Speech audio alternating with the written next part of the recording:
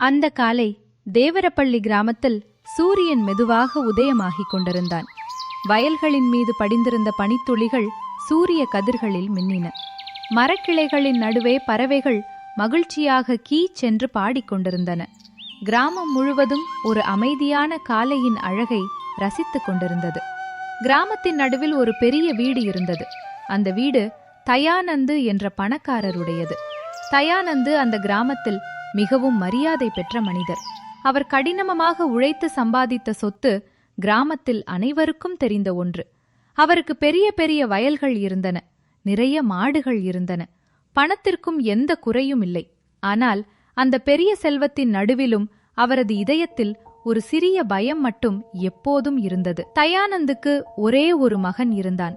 அவன் பெயர் ஜீவன். ஜீவன் சிறு வயதிலிருந்தே மிகவும் சுகமாக வளர்ந்தான். அவன் எதை கேட்டாலும் அது உடனே அவன் கையில் வந்து சேரும். கஷ்டம் என்றால் என்ன, வேலை என்றால் என்ன, வாழ்க்கையில் போராட்டம் என்றால் என்ன என்பதையும் அவனுக்கு பெரிதாக தெரியாது. எல்லாம் தயாராக கிடைக்கும் வாழ்க்கை அவனுக்கு பழக்கமாகிவிட்டது. தயானந்து தனது மகனை மிகவும் நேசித்தார். அவனுக்காக எதையும் செய்ய தயாராக இருப்பார்.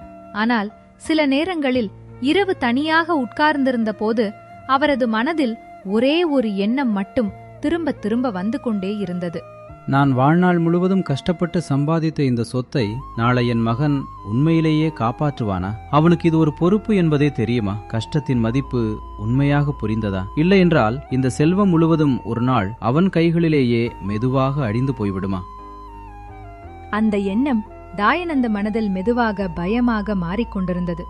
ஒரு தந்தையாக தனது மகனின் எதிர்காலத்தை பற்றி அவர் உள்ளுக்குள் மிகவும் கவலைப்பட்டு கொண்டிருந்தார். ஒரு நாள் மாலை தயானந்த தனது மகனை அழைத்தார். ஜீவன் வந்து உட்கார்ந்தான். தயானந்த அவனை சில நொடிகள் அமைதியாக பார்த்தார். பிறகு மெதுவாக சொன்னார்,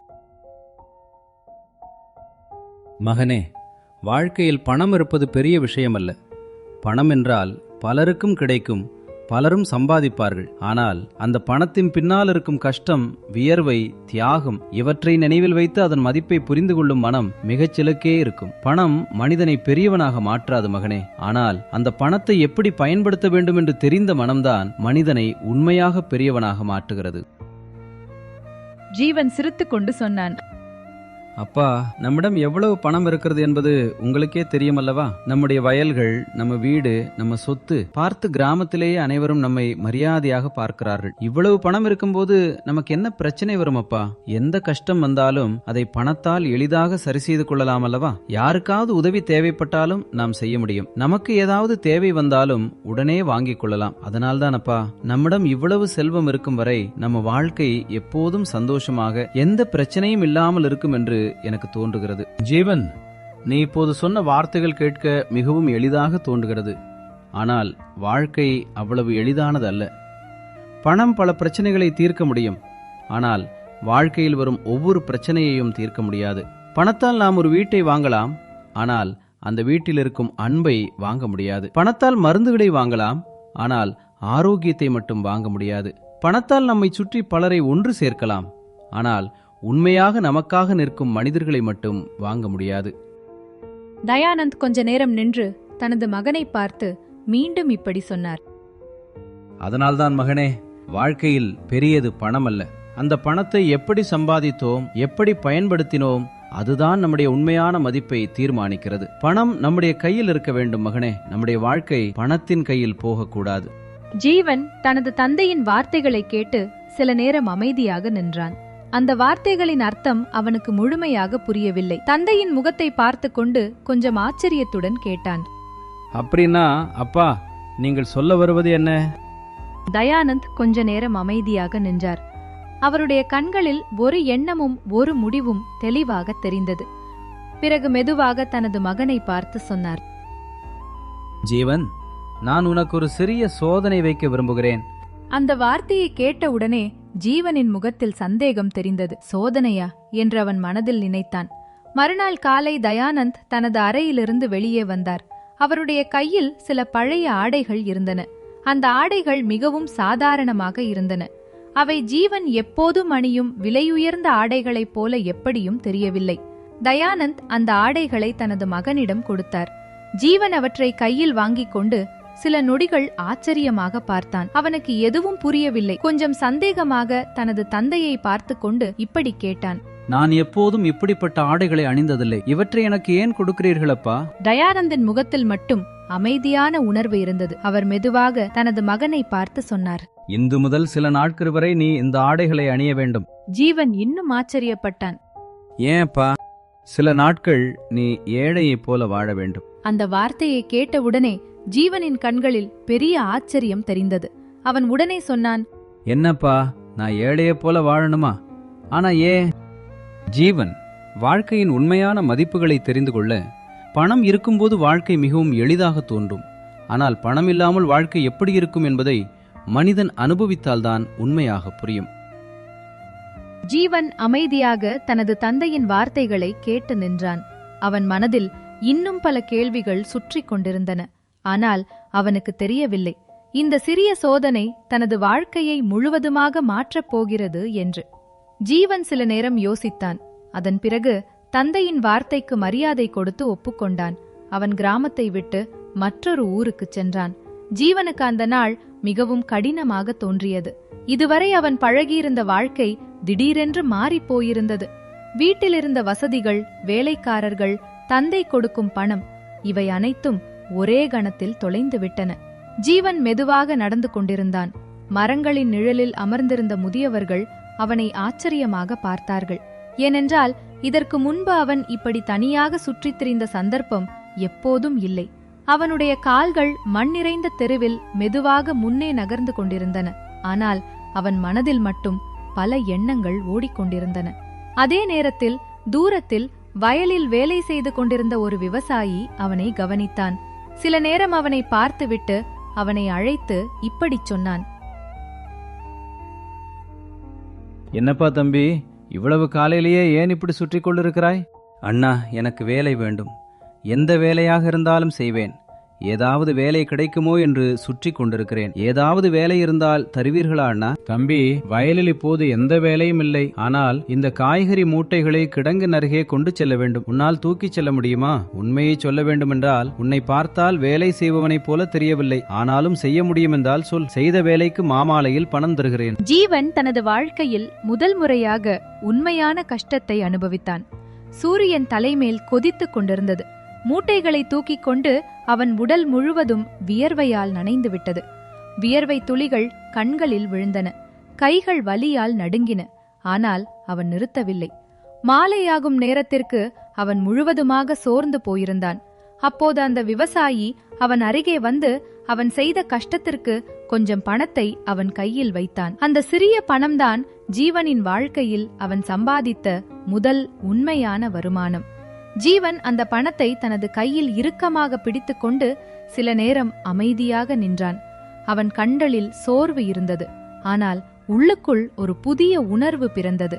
அந்த சிறிய நோட்டுகளை அவன் மீண்டும் மீண்டும் பார்த்தான். இதுவரை பணம் என்றால் வெறும் செலவு செய்யும் பொருள் என்று நினைத்த அவனுக்கு அந்த கணத்தில் அது தனது உழைப்புக்கு கிடைத்த மதிப்பாக தோன்றியது. அவனுடைய இதயம் மெதுவாக கனமாக துடித்தது. அவன் மெதுவாக தனக்குத்தானே நினைத்தான், இது என் உழைப்பின் பலன். நாட்கள் மெதுவாக கடந்து சென்றன. ஒரு நாள் ஜீவன் கடுமையான பசியுடன் சாலையோரத்தில் அமைதியாக அமர்ந்திருந்தான். அவனுடைய முகத்தில் சோர்வும் கண்களில் பலவீனமும் தெளிவாக தெரிந்தது. அந்த நேரத்தில் ஒரு ஏழை பெண் அவன் அருகே மெதுவாக வந்தாள். அவள் கையில் சிறிய பாத்திரத்தில் கொஞ்சம் சோறு மட்டும் இருந்தது. அவள் அன்பாக கேட்டாள். மகனே, நீ ஏன் இப்படி உட்கார்ந்திருக்கிறாய்? ஜீவன் தனது பலவீனமான குரலில் மெதுவாக இப்படி சொன்னான். அம்மா, எனக்கு மிகவும் பசியாக இருக்கிறது. அதனால்தான் இப்படி உட்கார்ந்திருக்கிறேன். அந்த வார்த்தையை கேட்டவுடனே அவள் ஒரு கணம் கூட தாமதிக்கவில்லை. தனது அருகில் இருந்த அந்த கொஞ்சமான சோற்றை அவன் கையில் வைத்தாள். அவளிடம் அதிகமாக எதுவும் இல்லாவிட்டாலும் அவளுடைய இதயம் மட்டும் மிகவும் கெரியது. ஜீவன் ஆச்சரியமாக அவளை பார்த்தான். அவன் கண்களில் ஒரு சந்தேகம் மின்னியது. அம்மா, உங்களிடமும் சாப்பிடுவதற்கு அதிகமாக இல்லையே. இருப்பதையெல்லாம் எனக்கே கொடுக்கிறீர்கள். நீங்கள் என்ன சாப்பிடுவீர்கள் என்று மெதுவாக கேட்டான். அவள் அந்த வார்த்தையை கேட்டு மெதுவாக புன்னகைத்தாள். அந்த புன்னகையில் கஷ்டம் இருந்தது. ஆனால் அன்பு இன்னும் அதிகமாக இருந்தது. அவள் மென்மையாக இப்படிச் சொன்னாள். நம்மிடம் குறைவாக இருக்கலாம், ஆனால் பகிர்ந்து கொடுக்கும் மனம் மட்டும் இருக்க வேண்டும் மகனே. அவள் சில நொடிகள் அமைதியாக நின்றாள். அந்த கணம் அமைதியாக இருந்தது. அதன் பிறகு அவள் மெதுவாக பைபிள் உள்ள இந்த வசனத்தை சொன்னாள். மகனே, பைபிள் சொல்கிறது, கொடுப்பது பெறுவதை காட்டிலும் ஆசீர்வாதமானது. நம்மிடம் எவ்வளவு உள்ளது என்பது இல்லை, அதில் கொஞ்சமாவது தேவையுள்ளவர்களுக்கு கொடுத்தால் தேவன் நம் வாழ்க்கையை ஆசீர்வதிப்பார். அந்த வார்த்தைகளில் ஏதோ ஒரு விசேஷமான அமைதி இருந்தது. அது நேராக ஜீவனின் இதயத்தை தொட்டது. அந்த கணத்தில் அவனுக்குள் ஏதோ மாறிப்போனது. எண்ணங்கள் அமைதியாகி மனம் மென்மையாக மாறியது. அந்த நாள் அவன் வெறும் பசியை மட்டும் தீர்க்கவில்லை, வாழ்க்கை கற்றுக் கொடுத்த ஒரு பெரிய உண்மையையும் தெரிந்து கொண்டான். சில மாதங்களுக்கு பிறகு தயானந்த் தனது மகனை அழைத்தார். ஜீவன் மீண்டும் வீட்டிற்குள் அடியெடுத்து வைத்தான். ஆனால் சென்ற ஜீவன் இல்லை. திரும்பி வந்த ஜீவன் வேறு ஒருவனைப் போல தெரிந்தான். அவனுடைய தோற்றம் மாறிப்போயிருந்தது. கண்களில் இப்போது கர்வம் இல்லை, பணிவு இருந்தது. வார்த்தைகளில் அலட்சியம் இல்லை, மரியாதை தெரிந்தது. வாழ்க்கை அவனுக்கு அமைதியாக நிறைய கற்றுக் கொடுத்தது. தயானந்த் அவனை கவனித்துக் கொண்டு கொஞ்சம் ஆச்சரியத்துடன் பார்த்தார். பிறகு அவன் கண்களை பார்த்து மெதுவாக இப்படி கேட்டார். ஜீவன், சொல் மகனே, நீ என்ன கற்றுக்கொண்டாய்? இந்த சமூகம் உனக்கு என்ன கற்றுக் கொடுத்தது? அந்த கேள்வியை கேட்ட உடனே ஜீவனின் கண்களில் கண்ணீர் மின்னியது. அவன் தலை குனிந்து மெதுவாக இப்படி சொன்னான். அப்பா, நான் நிறைய கற்றுக்கொண்டேன். சில நொடிகள் நின்று தனது இதயத்தில் இருந்த வார்த்தைகளை வெளிப்படுத்தினான். பணம் உள்ளவனே பணக்காரன் அல்ல, மனமுள்ளவன்தான் உண்மையான பணக்காரன். பணம் தற்காலிகமானது, ஆனால் நல்ல மனம் மட்டும் வாழ்நாள் முழுவதும் மதிப்பாக இருக்கும். அந்த வார்த்தைகளை கேட்ட தயானந்தின் இதயம் நிறைந்து போனது. அவர் புன்னகையுடன் அருகே வந்தார். மெதுவாக அவன் தோளின் மீது கையை வைத்து இப்படி சொன்னார்.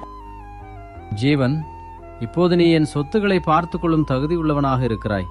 ஏனெனில் சிறிய விஷயங்களில் உண்மையாக நின்றவன்தான் பெரிய பொறுப்புகளையும் நேர்மையாக சுமக்க முடியும். மகனே, பைபிளில் ஒரு பெரிய உண்மை இருக்கிறது. சிறிய விஷயங்களில் நம்பிக்கையாக இருந்தவன் பெரிய விஷயங்களிலும் நம்பிக்கையாக இருப்பான். அந்த வார்த்தைகளை கேட்டவுடன் ஜீவனின் இதயம் நிறைந்து போனது. அந்த நாளிலிருந்து அவனுடைய வாழ்க்கை முழுவதுமாக மாறிப்போனது. இப்போது அவன் வெறும் பணம் சம்பாதிக்கும் மனிதன் இல்லை, மனிதர்களுக்காக வாழும் மனிதனாக மாறிவிட்டான். தன்னிடம் இருந்ததிலிருந்து ஏழைகளுக்கு உதவ ஆரம்பித்தான். பசியுடன் இருந்தவர்களுக்கு உணவு கொடுத்தான். வேலை இல்லாதவர்களுக்கு வேலை கொடுத்தான். சில காலத்திலேயே கிராமம் முழுவதும் ஒரே ஒரு வார்த்தையை சொல்ல ஆரம்பித்தது. கஷ்டத்தை பார்த்த மனிதன் மட்டுமே வாழ்க்கையின் மதிப்பை உண்மையாக புரிந்து கொள்வான். பணம் மனிதனை பெரியவனாக மாற்றலாம், ஆனால் தயவு, அன்பு, நல்ல மனம் அவனை உண்மையாக மகத்தானவனாக நிறுத்தும். தேங்க்ஸ் ஃபார் வாட்சிங். Please like, share and subscribe.